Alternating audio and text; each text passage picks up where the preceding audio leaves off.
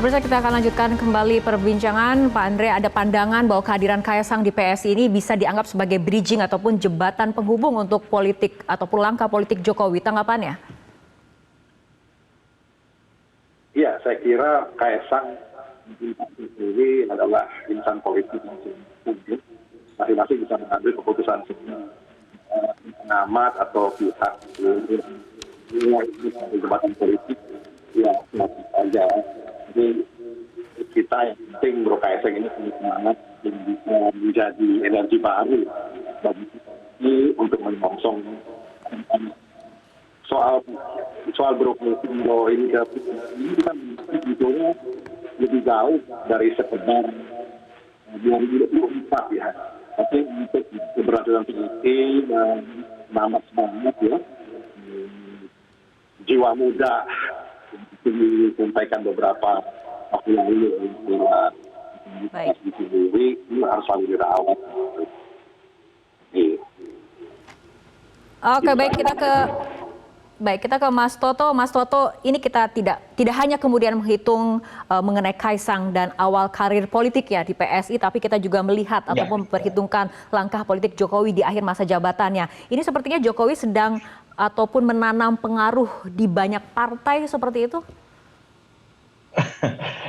Iya, suka atau tidak tafsirnya akan seperti itu. Memang ketika ada sebuah gradasi ya, dulu kan kalau kita ingat Pak Jokowi mengatakan sampai 2019 tidak ada anaknya yang tertarik politik. Tapi kemudian kita lihat di 2020 ada Mas Gibran dan Mas Bobi yang masuk ke dalam politik melalui PDI Perjuangan lalu menjadi kepala daerah.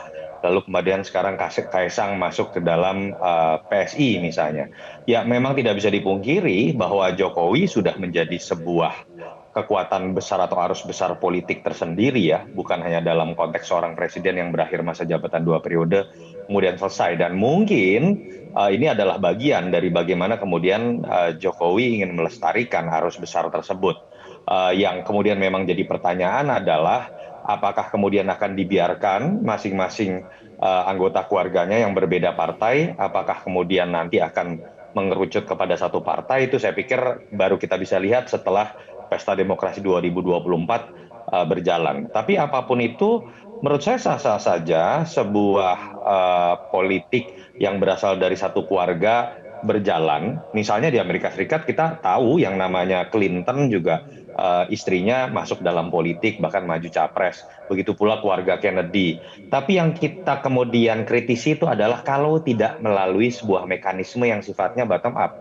Kalau kita ingin bersepakat tentang nilai-nilai demokrasi, itu yang menurut saya jadi catatan kritis dari masuknya Kaesang kemarin ketika kemudian sangat terasa instan. Beda loh ketika Mas Gibran maju sebagai seorang calon wali kota, ada kontroversi, tapi ketika melalui proses yang sifatnya normal-normal saja, dikembalikan kepada masyarakat untuk bertarung, apalagi Mas Bobi bertarung sangat keras, tidak pasti menang saat itu, saya pikir kritiknya tidak seperti yang dialamatkan kepada Mas Kaesang sekarang. Jadi balik lagi, ada mekanisme yang terasa terlalu instan, yang kemudian itu dianggap bisa jadi presiden buruk buat sistem kepartaian kita atau dalam konteks yang lebih spesifik terkait dengan proses regenerasi dan kaderisasi dalam sebuah partai. Oke, baik Mas Toto dan juga Pak Andre, terima kasih telah berbincang bersama kami sore hari ini di Metro hari ini. Jelajahi cara baru mendapatkan informasi. Download Metro TV Extend sekarang.